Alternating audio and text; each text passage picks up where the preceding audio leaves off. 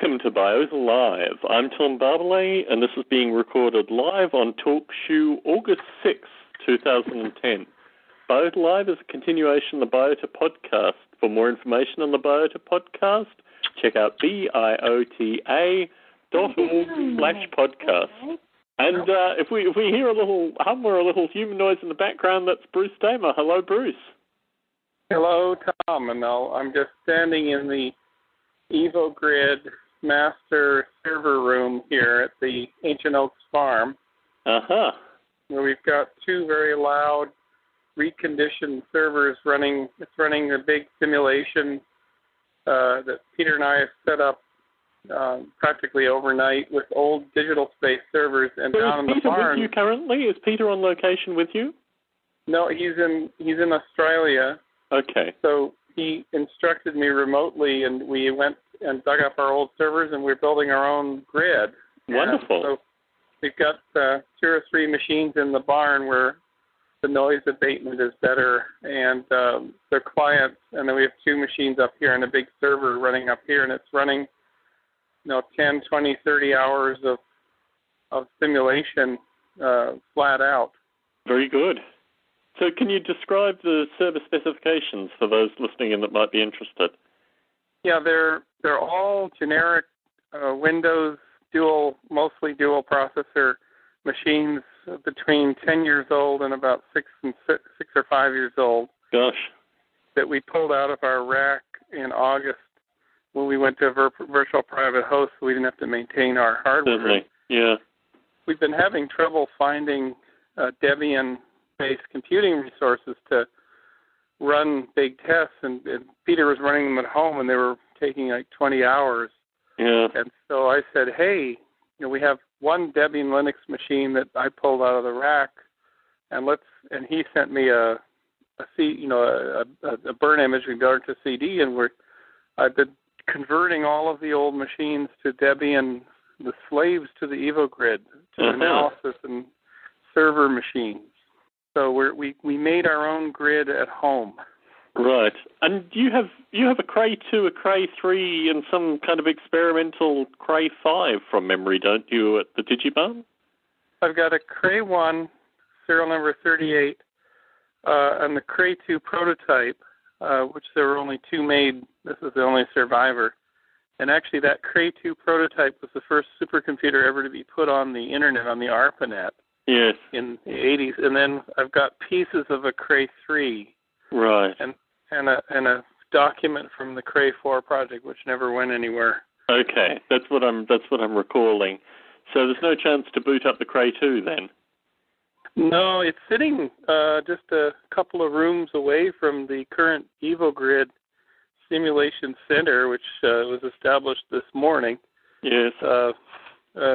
What you're missing is a web camera, Bruce. What you need is a web camera pointed into EvoGrid Central, so folks can follow you on the web, watching in as you churn out more data. Well, actually, I do have a webcam in that area. It's a very good idea. I'll just, if I can find another network cable, I'll do that. I'll point Terrific. People to it. Yep. Very good, very good.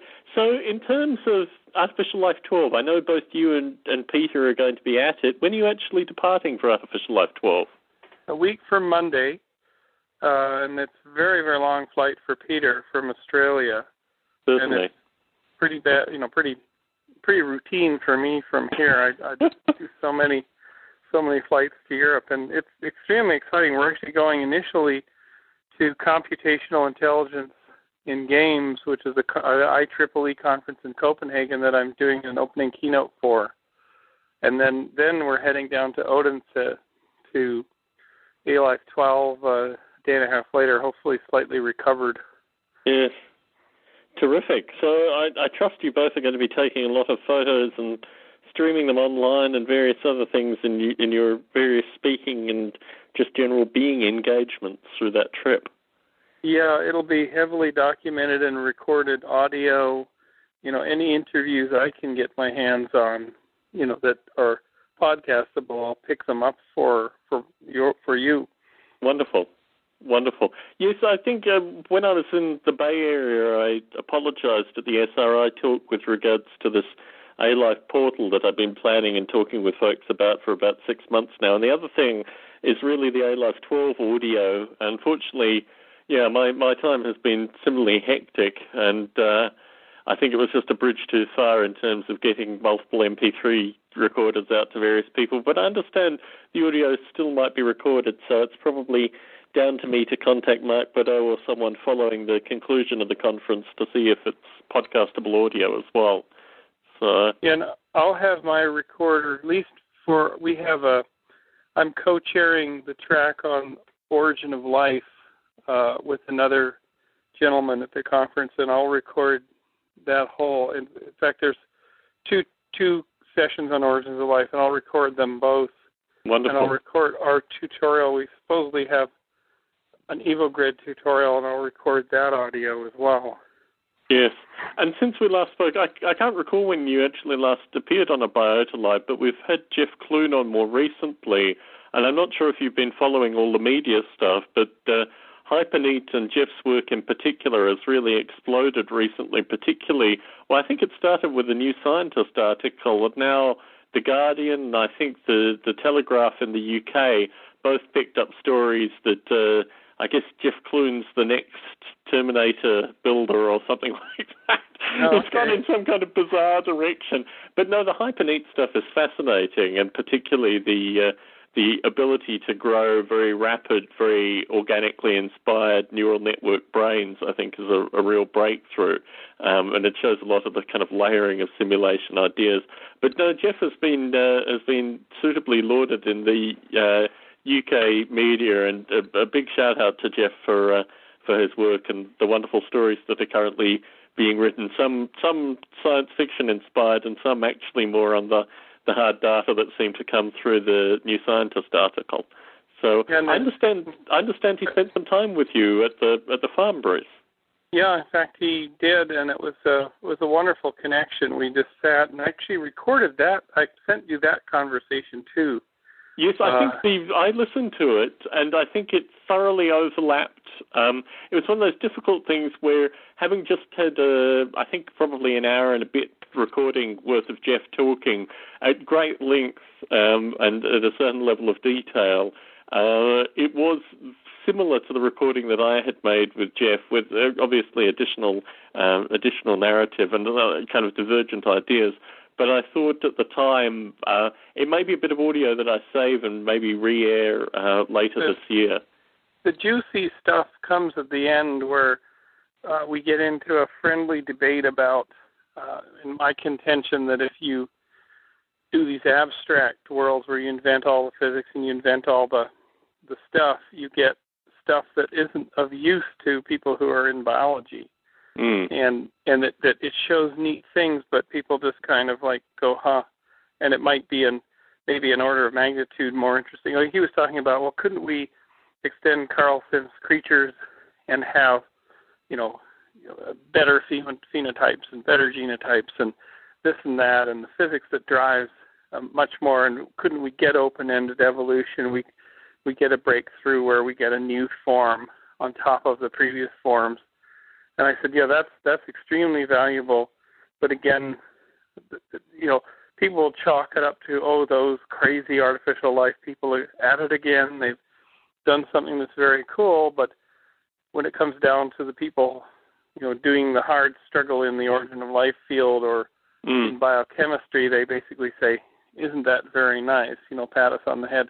Yeah, I'm not sure if you heard the talk that I gave at SRI, but that was certainly Osher Yudka's contention with regards to what we do in artificial life. And following that, I don't necessarily want to say that I proved him wrong, but I certainly worked with Osher through the weeks following in order to create a disaster preparedness version of Noble Ape, to actually show that Noble Ape could be used to simulate things like Katrina, and particularly, I'm not sure if you're familiar with the social graph engine that Bob Mottram added on top of Noble Ape, a kind of Facebook for Noble Apes, basically.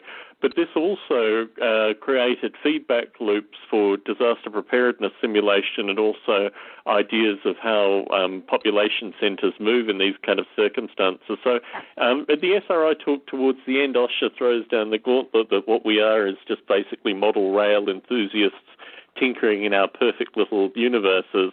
And I think what I tried to show quite decisively that this wasn't actually the case, and really it was down to folks such as Osher to come back to these simulations and actually see the useful parts. And I think ultimately that's really your argument. I don't think it's necessarily against what Jeff was saying either, because really you can create fantastic worlds and create interesting things that come out of it, but it's it's literally your primary interaction with scientists that have interests in the areas of biology and biochemistry and origins of life emergent from chemistry, which has moved your artificial life simulation in that particular direction. So I don't think Jeff was saying specifically that this is impossible with regards to fantastic worlds. In fact, I think what's interesting is that I agree with you both, and I don't think your arguments are mutually exclusive at all.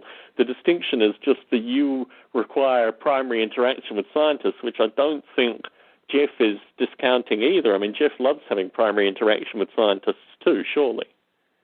Yeah, and, it's interesting. I hit this again. I did a workshop at the Singularity University on Tuesday, and there again, what's interesting is my workshop, again, even sort of tougher than last year's talk that I did at the Singularity University, was about the unsingularity. It was arguing that those who promote these very fantastical worlds of downloading consciousness and, emergent, life within technology within a generation aren't even working on the technology. They're not working on the engineering. They can't show how to do it.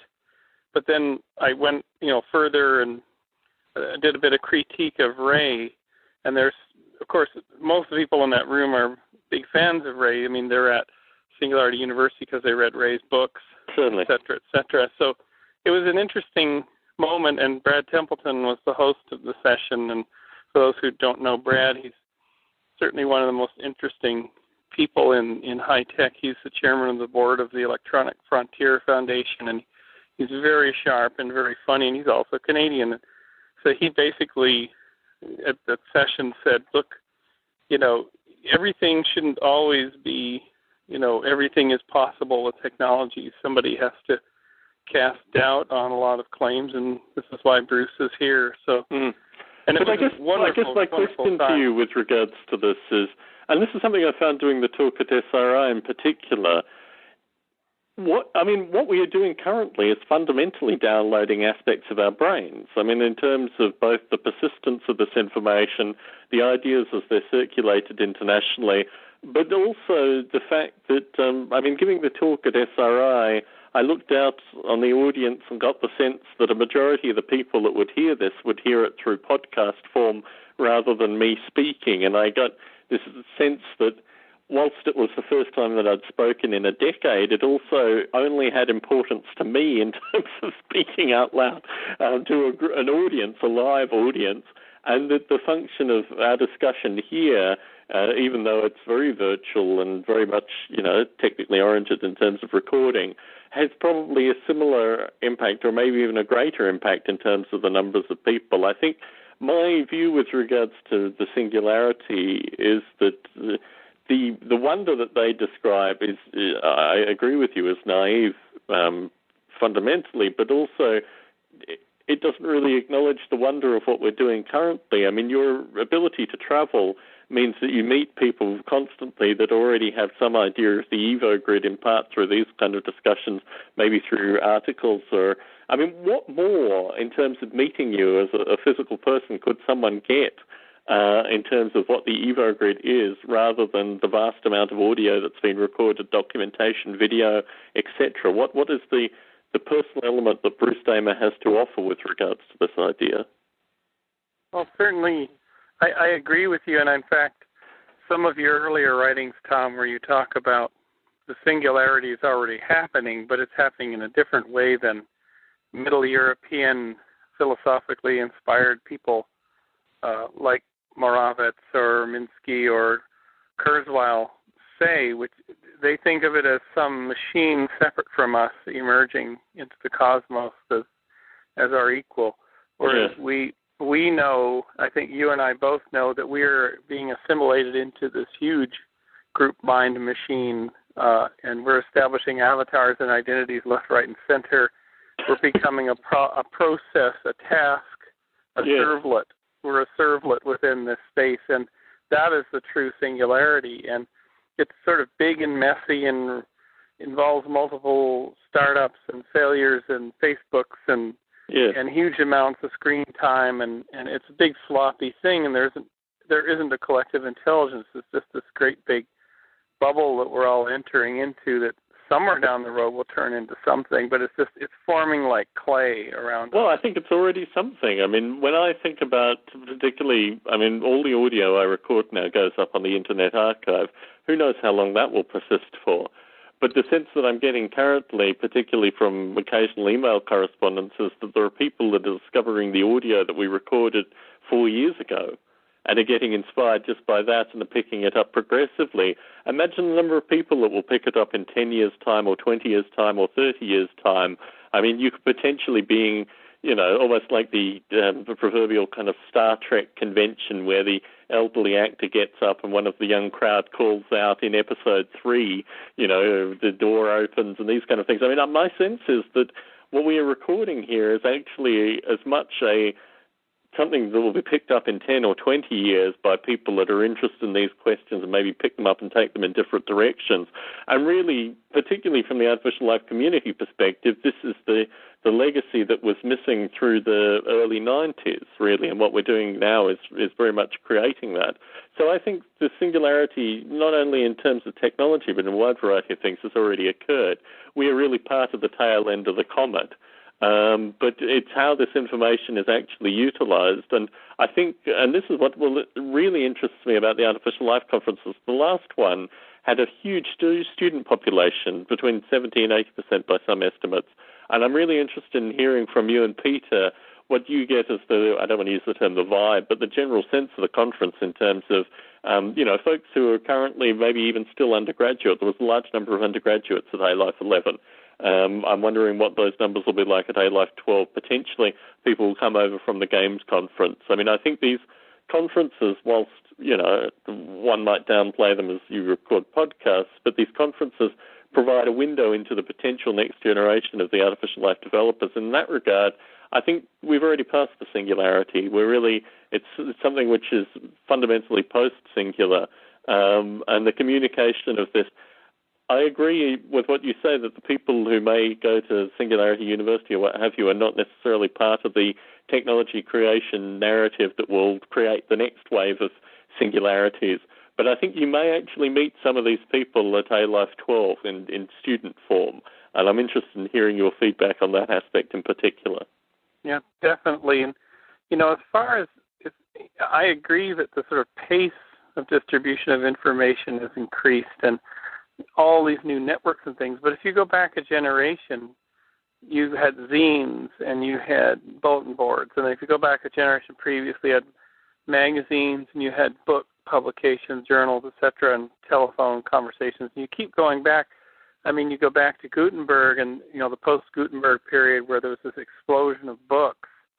I mean, but don't you think at every scale change there's been at least a doubling of the distance of impact? I mean, I think about this with regards to my parents in terms of flying internationally, and that certainly has a distance of impact, but the immediacy of communicating with people internationally, there's been nothing. I mean, people used to send letters through, they used to send books, manuscripts, journals, these kind of things, but the immediacy and almost instantaneous means of communication that the internet provides now has never really existed.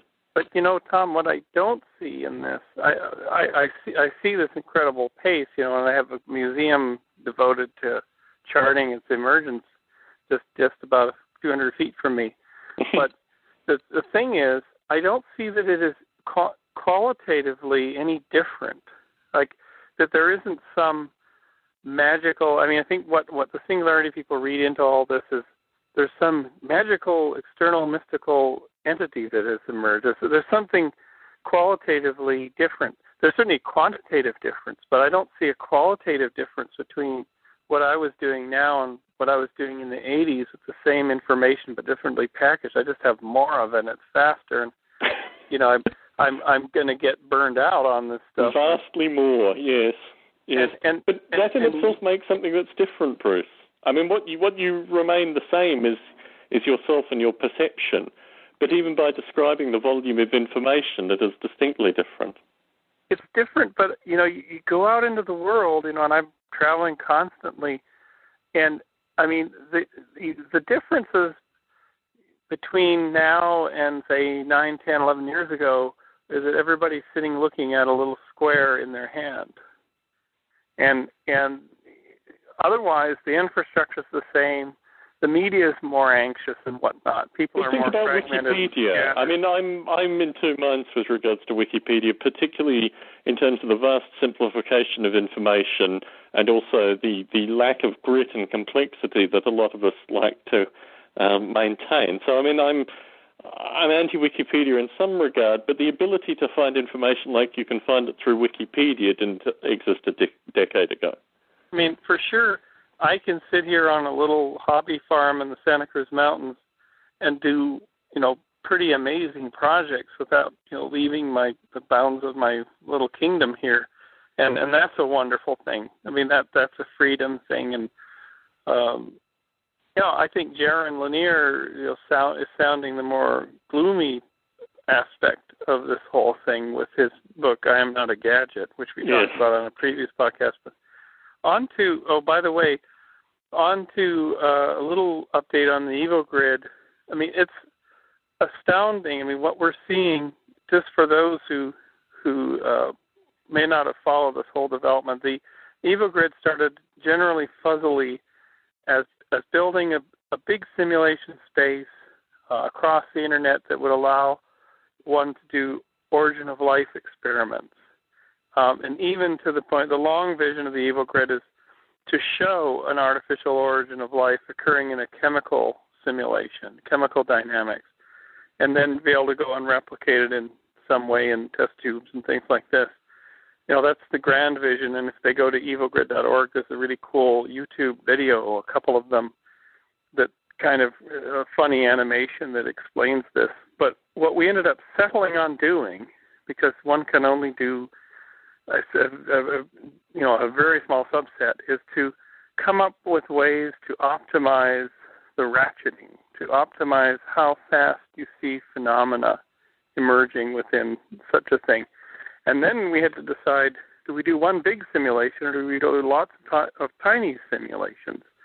And since we didn't have $100 million and a supercomputing facility to solve the boundary problems, we decided to do lots and lots and lots of what we call cameo, or small simulations.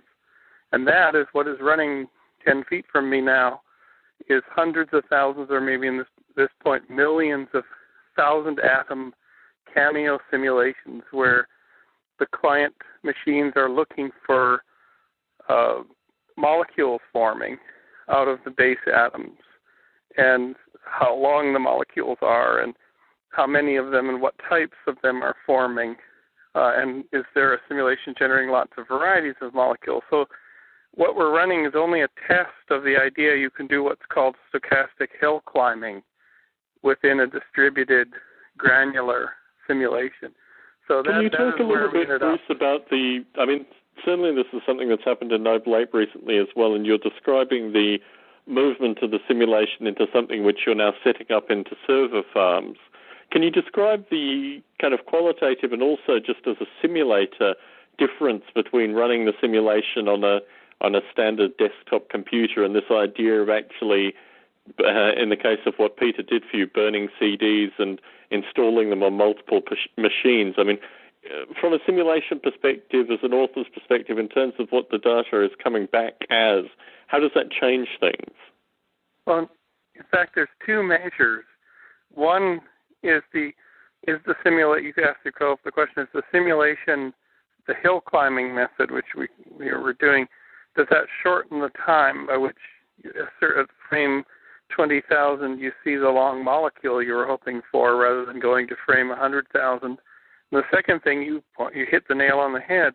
If you have a whole bunch of clients, does that also shorten the time which you're going to see, that long wiggly polysaccharide-like molecule if you get that far? So part of the work for my PhD, or a major core of it, is, can these methods bring you to results sooner, even though the artificial chemistry we're doing, even though we're using GROMACS, a real molecular dynamics engine, is extremely naive, because we're only using GROMACS to move the particles around. We're not doing quantum dynamical bonding. We're doing extremely naive chemistry. So in a nutshell, it's showing for future generations who might want to do this kind of work that you might want to think of doing this kind of heavy optimization.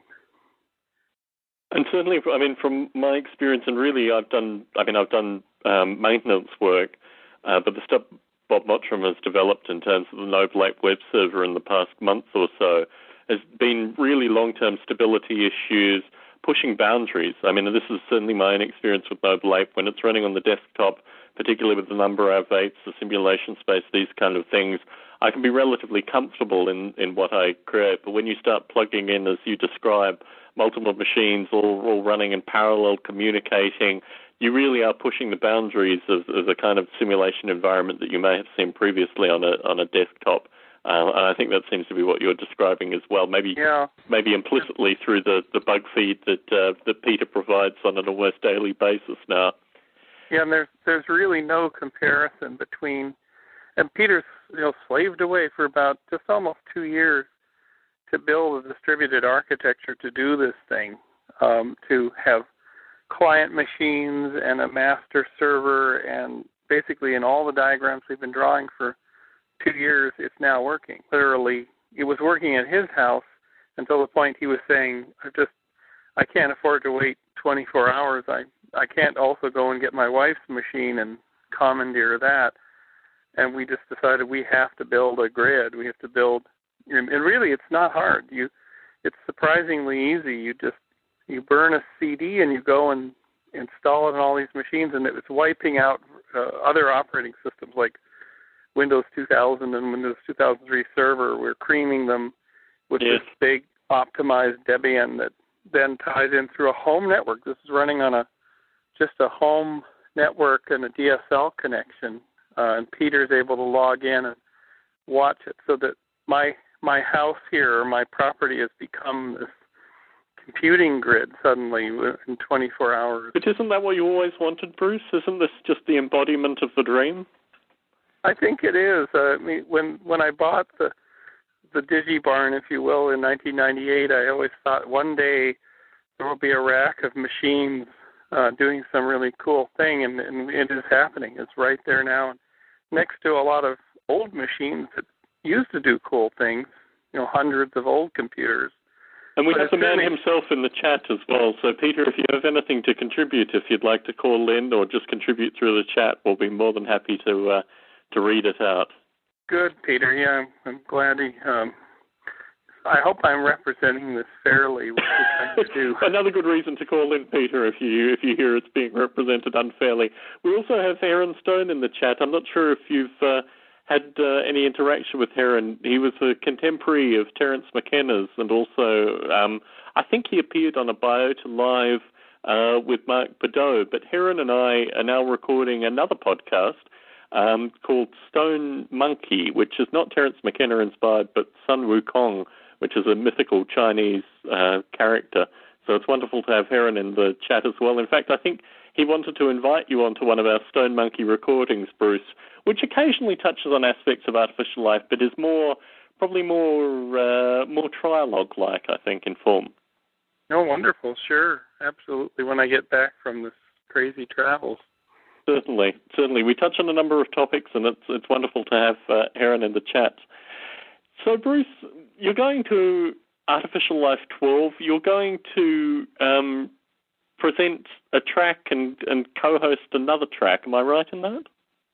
Yeah, I'm co-hosting the track on Origins of Life with a person who does a lot of artificial chemistries, and then we're doing probably an hour-plus long seminar in the EvoGrid, and it's going to be a discussion of what I'm trying to do next, and this is what the PhD is about, and this is what the post-PhD is going to be about, which is attempting to kickstart a subfield called computational origins of life. AKA cool. AKA cool, coined by you yourself, Tom. So this hopefully will become an edited book, and I've already brought this up with Dick, who said, yes, absolutely, I can work with Joseph and and yet another book. But at A-Life 12, I'm going to be recruiting people. Very good.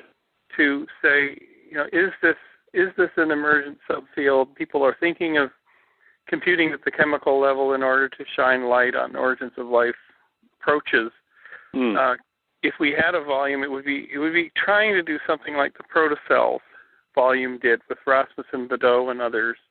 But here's another thought for you, Bruce. I mean, the game conference that you're talking at prior to that may also have people that would have an interesting perspective from a completely different angle of the same kind of problems. So particularly the topics that the conference appears to be covering, you may get a lot of interesting people that could also rise on this kind of stuff at the game conference as well. Yeah, and one of the things I need to really research in the next week is a lot. And one of the fellows at the Singularity Universities described work in trying to do AI and A-Life within, say, Second Life or multiplayer gaming, where you've got a lot of rich characters and objects, things going on, but they're very procedural. And could you make something that was sort of open-ended, that quote unquote lived in these environments? And my argument will be that one day absolutely this will happen, but that these environments are not really architected for this stuff. Well, this is an interesting problem, and certainly with the work Bob Bottrom's doing with the Noble Ape web server currently, the aim is to either run OpenSim on the same server, which is like a Second Life server, an open source Second Life server, or in fact engineer a thin layer to the Second Life client, because in terms of the power that you get just for the Second Life client in terms of farming off graphics rendering, I think this is a doable project. This is almost like a master's level project for some budding computer programmer who has an interest both in computer graphics, imaging, and also artificial life, because I think the thinness of the Second Life client interface in terms of descriptions of frames and forms and these kind of things really lends itself very heavily to something like a Noble Ape web server or some connection with OpenSim. I think we're reaching the critical mass, both with regards to, as you're finding out currently, cheap distributed processing, but also increasingly, as Peter has found and as I have Bob Mottram in the UK, people that have experience developing these web server technologies to kind of partner with folks such as yourself and myself who have a background developing these simulation technologies. So I think the potential for this happening within the next couple of years is probably far stronger than even if you'd asked me 2 or 3 months ago. And really it's through my own experience working with Bob Mottram to get the Noble Ape web server running. But I think certainly I talked with Peter probably maybe almost a year ago. I'm not sure when the OpenSim people were on Floss Weekly, and also communicated with the OpenSim people directly about the potential to take what they're doing in terms of open source Second Life server and plug in an existing artificial life program, be it Noble Ape, Polyworld, Breve, Framsticks. You have it. I mean, the stuff that's coming out currently of Critterding, if they could plug into the Second Life server, and they have, 10, 15 university-age undergraduate developers who probably could set upon that kind of task relatively quickly. So certainly the technology's out there. It's really just a matter of probably 1 or 2 people who are sufficiently inspired actually plugging it all together. I think this is certainly, I mean, if you go out and talk to people, this is the message I'd convey, Bruce, and the technologies are there. It's just a matter of having a couple of people with... Here's the problems that I see there, and this came out of, and we of course had this on a very early Biota podcast, the conversation with Will Wright at the NASA First Worlds Workshop, and his comment that certainly spore is not artificial life, and in fact, a true artificial life environment would be very uninteresting. It would just be a huge mass of computation with a few things happening. I think that's. I mean, the background. I've met more people from EA, ex-EA people in the past couple of months, and the story universally seems to be that what Will Wright saw with spore was a function of a wide variety of things, none of which had anything to do with artificial life. Most of them were to do with politics, funding, and other such nonsense that, he obviously got into with regards to game development. And my feeling is that Will Wright's the wrong person to ask about these things just because... But here's where the bifurcation does come. If you look at, and I know Ben Goertzel and his group at Novamente, I believe that's the company, we're building sort of an AL dog in Second Life that tries to kind of be like an Eliza. It tries to be more than just a bot. But what you're dealing with inside Second Life is that it's clocked to the human experience. But you don't have that in OpenSim. You have that in Second Life because of the way the Second Life server is written. In OpenSim, you have an ability basically to have another machine or another couple of machines that are running in their own independent time environment and just feeding back in. What actually happened with those, and believe me, I communicated with and worked with a couple of generations of both people at Linden Labs and also users of the environment looking to do what you're describing, and that was based in the flaws of the Second Life server technology developed at Linden Lab. What you get with OpenSim is an ability to have something that's running in parallel, that's integrating in parallel and doesn't have to operate at the speed of the Second Life server at all. I think they're distinctly different technologies, and that actually solves that problem. Well, I definitely need to get some more info from you before we head to Denmark, because that is fascinating that you could have a separate high power behavioral server or evolution server running on the side of OpenSim, and then OpenSim has its small buffers in its local regions, but it could still display sophisticated results of something going on at a different time scale somewhere else. So Bob Mottram has a web interface. I mean, he also has a Twitter client and various other things connected up to the Noble Ape web server. And what's fascinating is, particularly now because he's pushing the boundaries of the various resolutions, but that's exactly what you get. You can observe this information through a variety of formats. He just has a web interface kind of skinning it currently. But the ability, this is the idea. This is the thing that needs to get out there to particularly the game development community, that the kind of problems certainly that Will Wright and others were talking about related to old paradigms, and thankfully we have open source that basically can tackle these things both with cheap computing and also, Bob Mottram, it's probably the wrong thing to describe him as a saint, particularly to the strong atheist community that listen into Biota Live. But I think similarly to what Peter Newman has done with your work, Bob's ability to come in from a completely different perspective, his background is in robotic vision and some aspects of automation, and just completely turn Noble Ape on its head. And I think this really is the strength of open source as well, that these individuals are obviously out there, and by releasing source code and providing information and giving assistance, we kind of empower them as well to work on these projects. And I think there are probably tens, if not hundreds, of folk out there like Bob and Peter who need to be inspired, basically, that these are not intractable problems. In fact, most of the problems have already been solved. It just requires this little extra bit of work to get it into something which is wonderful. Tom, is there some examples using OpenSim of a really sophisticated hybrid joining of the problem with OpenSim is that it's written in Mono, which is the C# hybrid. So I I was very sympathetic to the OpenSim guys up until a point. I think the way to do it is actually to remove OpenSim and just take the very thin communication with the client directly, because basically if you've got, for example, an overlay web server, then you have the environment fundamentally running to a far greater resolution than you would get with OpenSim anyway. However, I'm not part of the general OpenSim discussion. My sense is that there are probably a number of examples out there. Maybe Peter Newman knows of more, but it's certainly something you could investigate and something I can assist with prior to your departure. My sense with OpenSim as a technology is rather than its specific implementation currently, it's just the ability to have that interface, and that interface may be quickly superseded by a better one, which is more tailored to the kind of stuff that we're doing. But there's nothing saying that we couldn't write into OpenSim as described.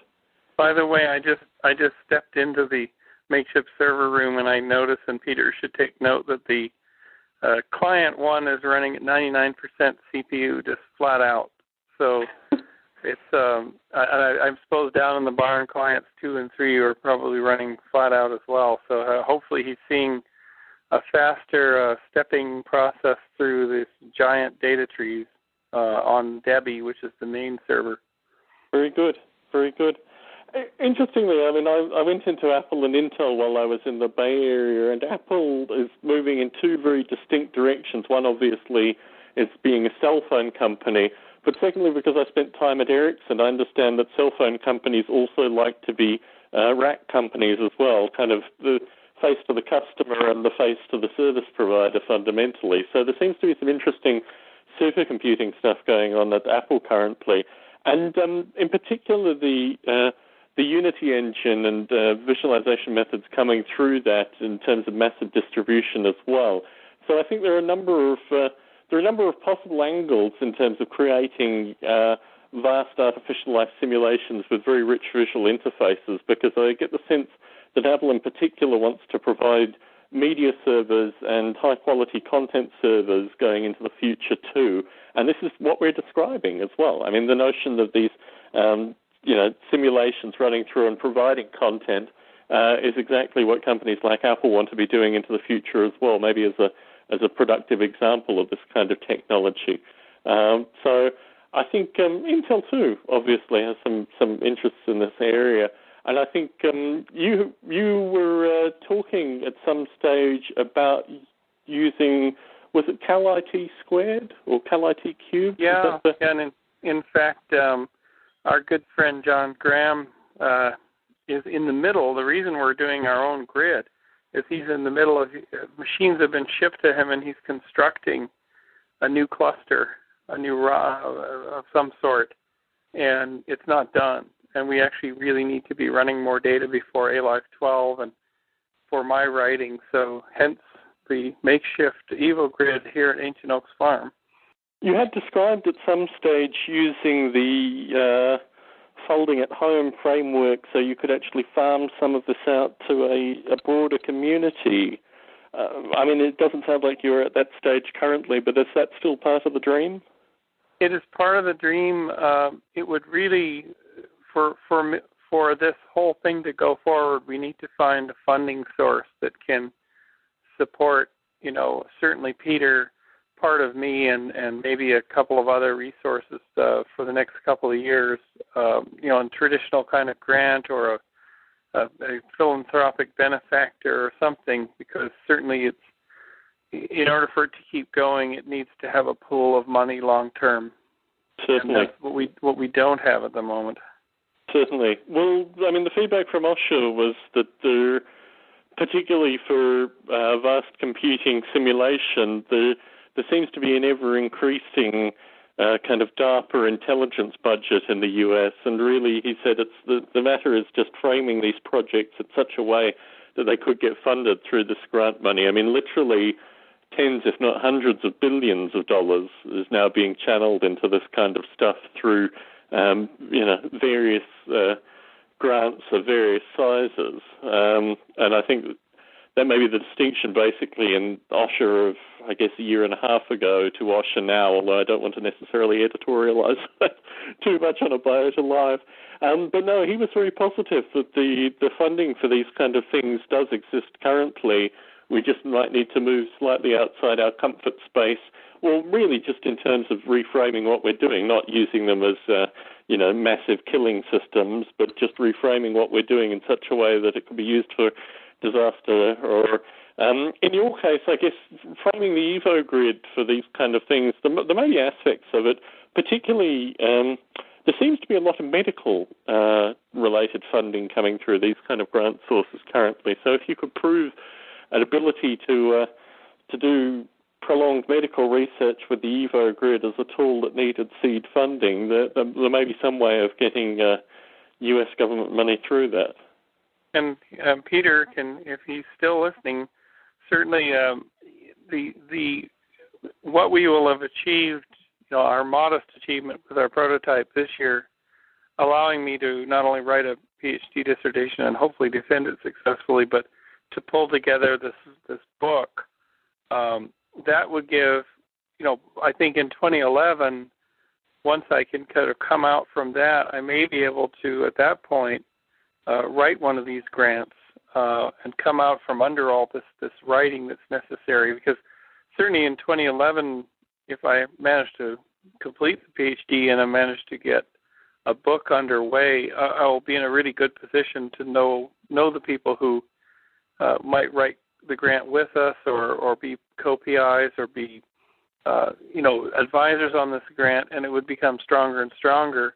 And that sometime in 2011 it might make sense to actually go back and into the money pot and try to get more funding that way, or else I'll meet a billionaire at a Burning Man street festival or something, and it'll all come together. It is an interesting thing. I mean, certainly at the end of the SRI talk, Usher again said the problem with you artificial life developers is you haven't gotten the business model right yet. And it made me think about, the problem from that perspective. It's quite an interesting perspective, but there's no kind of micro payments funding the Evo grid model, I don't think. It does need sizable funding from probably just a couple of sources. And I'm of the great conviction that the true artificial life endeavor, and certainly something like the Evo grid, which may or may not be an artificial life endeavor, is visionary basic science, and there isn't a commercial model for it. It is the kind of science and technology that generates commercial platforms. Say, for instance, down the road, really good chemical dynamic simulation and analysis in a distributed way is going to be very valuable. But we're at the fundamental vision, fundamental invention phase, and you just can't put it into the shoehorn of a commercial project. It is basic science. Yes. But it's interesting, particularly going to, both the conferences that you're going to be attending, and certainly there's a pragmatism within games which enables I don't know, in terms of what you're describing, the whole notion of basic science in itself is quite a distinct thing in terms of the creation of tools. I think in my own thinking, there's really some distinction between tool creation and basic science. I guess this is my question, which is kind of a perennial one with regards to the Evo grid, in terms of the possible feedback into science, the element of the sublime, and also the art element. But what you're describing there really is basic science too. There is an element of art in basic science. By the way, I just stepped into the server room, and here's just as a funny aside, you can tell when something is really working when there's heat. There's just that room temperature is about 15 degrees Fahrenheit hotter than it was about an hour and a half ago when we started this call, and it wasn't that way this morning when I was doing the testing. So the heat of the CPUs now doing this work, it's very visceral. Yes. Yeah, this is the narrative with regards to the early development of Noble Ape at Apple as well. They used the heat factor to measure performance initially. And our mutual friend Gerald Jung, his wife and daughter, was supposed to be through here. I haven't been able to make contact with him, although he's back in internet contact, he's always commented that the solutions that we need to make with artificial life need to minimize that heat into the future. Otherwise, we will just be seen as being the great polluters of computing. So maybe we can get some feedback to minimize that heat in the future. I always recount that basically is the way Intel has used Noble Ape in recent years. But yeah, the heat is a noticeable thing, Bruce. Yeah, if things are running hot, you're going somewhere. You may be computing garbage to get garbage out, or you may actually be climbing hills. Certainly. So in terms of what you're running currently, is the plan in the last couple of days before you leave to put it all together in graphs, or are you in relative real time assembling the data in a graphical form too?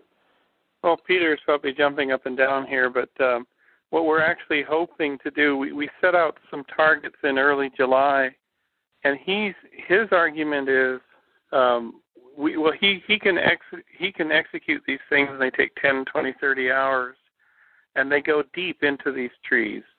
And then you dump this giant JSON file, and then you dump comma delimited files, and you can then go and plot. What was fascinating is he plotted this graphical tree chart, which is very similar to the one we drew by hand back in the beginning of the project, that showed branches going down and nothing interesting happening, and then stopping the computing and then going and looking at the other branches and then backtracking. And it's exactly what's happening. We also will do line charts, wiggly charts showing hopefully jumping complexity that plateaus and then maybe rolls back a bit, then jumps to another plateau, which was in the Artificial Life 12 paper. But we'll have many, many more such graphs for 3 or 4 key cases, and we'll just run data and run it until we've established what is the factor of improvement over a control, which is an undirected search. So that's where the science is going to come in, where if we can show, and the tools and technology, if we can show, goodness knows, an order of magnitude improvement over doing an undirected search or an undirected generation of these frames, then we have done something. Certainly. Well, one of the luxuries of my time in the Bay Area was spending probably slightly more than half a day with Jeffrey Ventrella, and the ability to talk to him in real time, to tell war stories, to explore mutual friends, and also the Jaron Lanier's book has impacted Jeffrey very heavily as well in terms of his own thinking. So the ability to just sit down and talk with him also about this idea of what open source means in a kind of practical sense, the idea that you're not necessarily putting your best source code out all the time, but you're putting it out in such a way that other folks can download it and prod it and give feedback. In terms of your wish list with regards to Artificial Life 12, do you anticipate bringing in folks who are interested in developing on the Evo Grid, perhaps putting their own chemical simulations in or doing different kinds of tinkering? I mean, is there a part of the kind of broader visions of the Evo Grid that still relates to open source recruitment? Absolutely. In fact, I have had preliminary discussions with the people at the Flint Lab, which is Steen's group in Denmark, which is hosting this conference, about down the road integrating. They're trying to use LAMPS, which is another chemical dynamics simulator, to try to do something integrated where we use the methodology of the Evo Grid, which is distributed simulation and search, to help them with their protocell, their chemical protocell development, by setting up experimental scenarios that can try to figure out what is happening in the test tube and try to shine a light on the darkness of this, attempting to make a chemical protocell. So that would require, I think, us to go into some joint grant writing. If we could get some kind of 2, 3, 4 year sustaining grant to co-develop software to get together with the Flint group or with any other group, it would put us in the running for a longer term, stay in this thing. Certainly.